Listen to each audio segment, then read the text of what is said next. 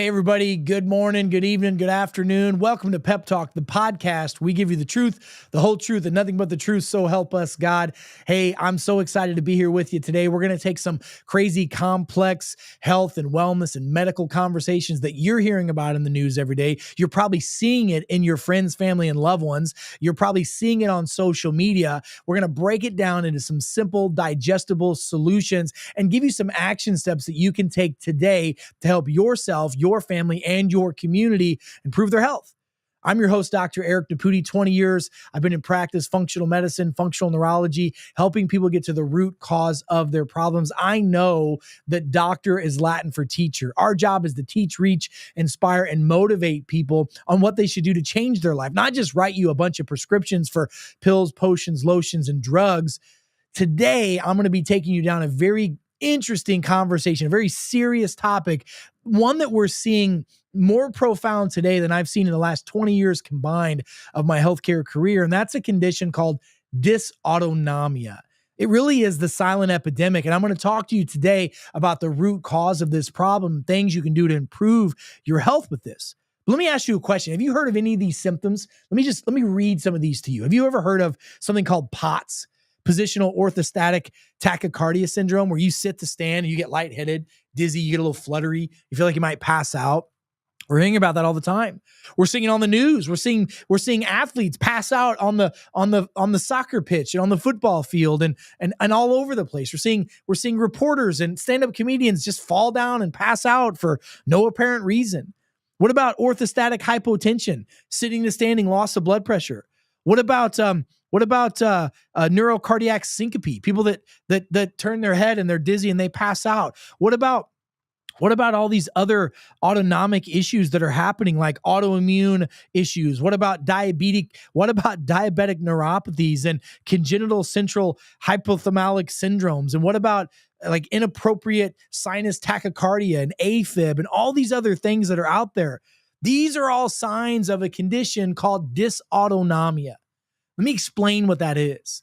In our body, we have two parts of the nervous system. We have the central nervous system, which is your brain and your spinal cord. The second part of the nervous system is the autonomic nervous system. It's primarily made up of part of the brain, your vagus nerve, and all of the nerves that go to the organs of your body and tell them how to work automatically. Just think about the autonomic nervous system is an automatic nervous system. You don't have to think about your heart rate or your digestion or your liver to produce bile or your digestive tract to do what it's supposed to do. It happens automatically. The problem is if there's a disconnect because of stress, because of physical, chemical, or neuro-emotional stresses, there can be a bad signaling coming from the brain to the body and the body to the brain. And there are physical, chemical, and neurological reasons and emotional reasons for dysautonomia. But over the past 5 years, a concerning health issue has truly surged. The prevalence of dysautonomia we've never seen it this high before. This disorder, which impacts the automatic and autonomic nervous system, the ANS is what it's called, is now affecting people now more than ever, manifesting in various symptoms. And unfortunately, the complexity of dysautonomia often leads to misdiagnosis and then delayed treatment. And so it exacerbates the patient's problem. And I'm just telling you, as a healthcare practitioner who specializes in holistic root cause medicine, I've observed firsthand the epidemic is rapidly expanding and happening in younger and younger people and seemingly healthy people. Their hearts are just stopping. They're having sudden death syndrome. What the heck is even that? I mean, 20 years ago, we didn't even hear about that. Now we're talking about it all the time, and it's coming from the condition known as dysautonomia. So again, dysautonomia is a growing problem. Let me give you some of the symptoms of dysautonomia. If you have any of these problems, you might want to pay attention to this. Chronic fatigue, a constant feeling of exhaustion that doesn't improve with rest. Dizziness and fainting, frequent episodes of lightheadedness or fainting, especially from sitting to standing. Heart palpitations, irregular heartbeats, or the sensation of a racing heart, aka tachycardia or AFib. What about digestive issues? Symptoms like nauseousness, bloatiness, constipation, or diarrhea, often linked to unknown gastroparesis, which is your body's digestion isn't moving. You're not having a bowel movement every day. Temperature dysregulation. Are you cold all the time? And all of a sudden you're getting hot flashes and told that that's a hormonal issue? It's dysautonomia. What about shortness of breath, difficulty breathing? Those types of things are signs of dysautonomia. What about brain fog, problems with memory and concentration and mental clarity? What about blood pressure fluctuations? One day it's high, one day it's low. I mean, when you're all over the place, extreme swings in blood pressure, sometimes resulting in hyper or hypotension, dysautonomia. What about sleeping disorders? Difficulty falling asleep or staying asleep or waking up unrefreshed despite sleeping all through the night. What about anxiety, depression, and like I said, insomnia, emotionally just being unstable, often accompanied with dysautonomia. I mean, this is a mental health issue. Dysautonomia is more common than you can even imagine. It's hard to quantify the number of people that are dealing with dysautonomia, but we're seeing more of it now today than we've ever had because of the increased stress, physically, chemically, emotionally. I mean, neurologically, we're bombarded with so many toxins. I mean, it's been said that the average person is exposed to somewhere around 700,000 toxic chemicals per day in their life, per day. And most of those people have genetic imbalances called methylation issues called MTHFR. And when those MTHFR genes are dirty and they're not working like they're supposed to, then guess what happens? Those toxins don't come out of our body and we get a toxic cellular response causing inflammation and unfortunately dysregulation of the body. But the gut-brain connection is what I need you to understand the most. And this, folks, is the most important development in understanding dysautonomia. It's the connection between the brain and the gut, and it's connected primarily through the vagus nerve. So there's a loop. Your brain sends signals down to your body, and your body sends signal back to the brain. And that's done through the autonomic nervous system, primarily through the vagus nerve. The vagus nerve is the superhighway nerve of the body. And 10 to 20% of that vagus nerve lives into the base of the skull and the upper cervical spine. 80% of that vagus nerve lives in the GI tract, and the rest of it is in between. So you could have vagus nerve disruption of the upper cervical spine because of physical injuries, because of traumas, because of neck problems, because of sports injuries, car accidents, whiplash, because of birth trauma, because you're on your phone all day long like most people are. I mean, these are problems. But then if you have abnormal gut bacteria, if you're eating the standard American diet, which most of you are, if you're eating foods that are outside of the scope of your genetic profile, which most of you are, if you're not getting enough of the good bacteria in your system, which most of you don't, and if you're eating foods that have glyphosate, fluoride, chlorine, herbicides, pesticides, larvicides, and many people have the same sensitivities to synthetic vitamins, especially synthetic B vitamins, your body's going to be in a state of dysautonomia. Now, the health of the gut is deeply intertwined into the function of the vagus nerve. And an abundance of gut microbiome and an imbalance in it, commonly referred to as dysbiosis, can lead to dysregulation of the vagus nerve. Have you ever heard of that phrase, trust your gut? You ever hear when people say that? There's an intuition in your gut. There is, because when you have the vagus nerve, when the gut's working proper, the gut and brain are communicating, and you can have an intuition and trust your gut feeling and your gut sensation. But if you don't have that loop working like it's supposed to, man, we got some serious problems. And in turn, the autonomic nervous system shuts off because of bad microbiome. And it's characterized by a lack of diversity in the gut bacteria. And the role of the microbiome in dysautonomia is important to understand. The human microbiome is a vast ecosystem of microorganisms that live in our digestive tract, live on our skin, live in our mucous membranes of our eyes, our nose, our mouth, our ears, our rectal areas, in the vaginal canal. And if those are out of balance, which 95%, I'm going to say this again, 95% of the global population, according to the studies, has some varying degree of abnormal bacteria in their system because of a poor diet, because of chronic stress, because of overuse of antibiotics, because of environmental toxins, that leads to dysbiosis. Those are triggers of causing the system to get out of whack, which then leads to the vagus nerve not communicating properly like it's supposed to. The vagus nerve, when it's off, can cause, I'm going to tell you, almost every symptom you could possibly think of. I mean, look at this. Did you know that if the vagus nerve is not working like it's supposed to, you can have anxiety, depression, insomnia.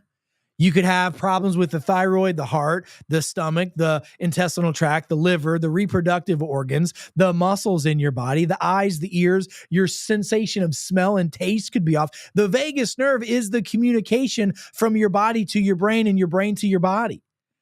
And there are lots of problems that can cause that. You know, you have primary dysautonomia that sometimes the exact cause of it is never truly fully understood. But I will tell you, we're leaning towards genetic imbalances and gut microbiome issues. And then you can have secondary dysautonomia that can be caused by physical, chemical, and neuroemotional stresses.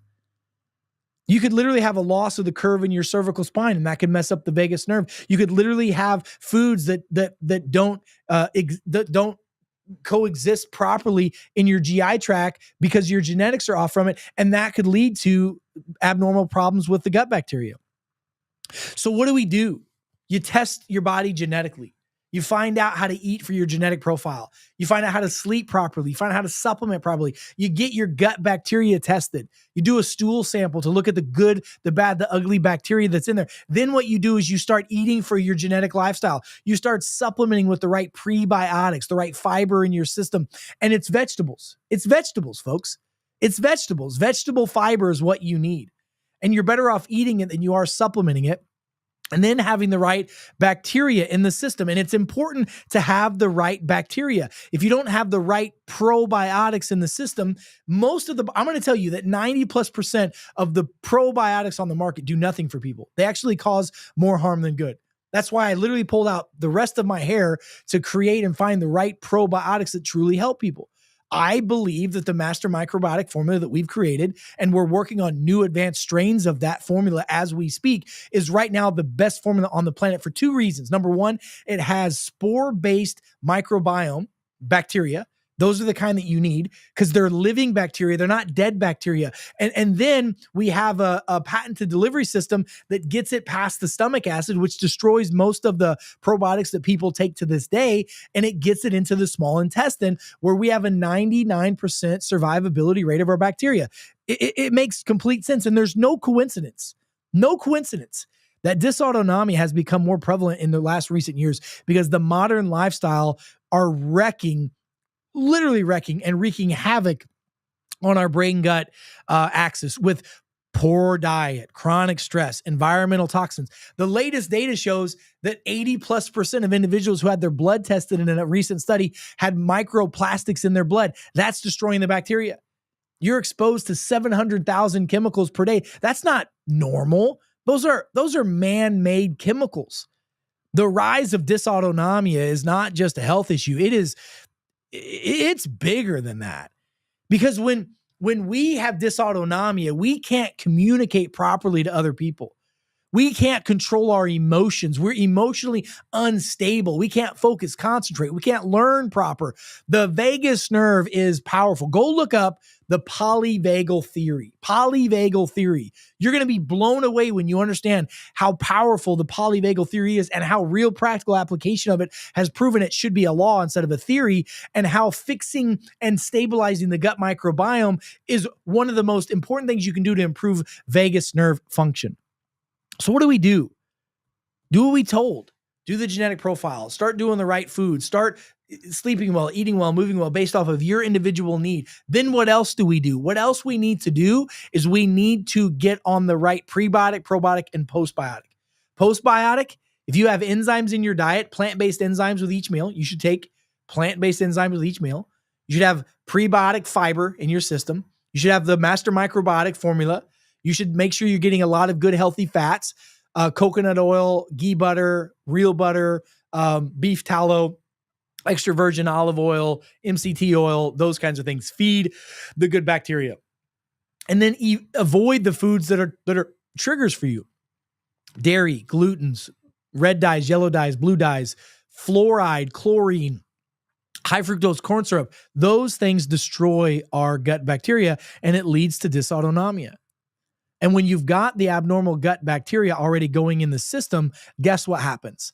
Every extra stressor you have physically, whether it's an injury, a fall, a sports injury, a car accident, sleeping funny, having a wrong pillow, whatever, that's going to be exacerbated. Whether you have more emotional stresses, if your bacteria is balanced, you can handle stress better. It's been proven. So if your bacteria is off and you have a stress trigger, you have a higher risk of going off the handle and not responding favorably to it. You react instead of respond. If you've got chemical imbalances, let's say your bacteria is already off and you get exposed to a cold virus, a bacteria that's abnormal, a virus, whatever, a parasite, your body is not going to have what it takes to respond and turn that off or throw that off. So it's key to understand this, you guys. It's so powerful. I just wanted to start this conversation with that. So dysautonomia is a serious problem that we're seeing. And I'm concerned that right now our primary medical establishment in North America knows that the vagus nerve has a lot to do with emotional and mental instability, and dysautonomia is a part of that. And instead of having a global conversation about how do we fix the problem and prevent it in the first place, they're trying to figure out funding to get more mental health institutions to institutionalize Americans and people across the globe. It's completely crazy. So look, here's what I want you to do, because this is a lot of information. I want you to go back, re-listen to this, take notes on this, share with your friends, family members, and loved ones. Go to our website, peptalk.world. That's peptalk.world. I want you to like, subscribe, and share with your friends and family, because the truth will set you free, but most people don't get a chance to hear the truth because it's censored. Because there ain't no money in the cure. Keeping you fat, sick, and nearly dead is the plan. And I want you to remember that knowledge is power, but wisdom is taking that knowledge and applying it to your life. Folks, I appreciate you. I appreciate your time. Thank you for your grace, your patience, and your respect of giving me the opportunity to share what I know with you. And folks, until we meet again, I'm Dr. Eric Naputi. God bless you. God bless America, and God bless the world. See you next time.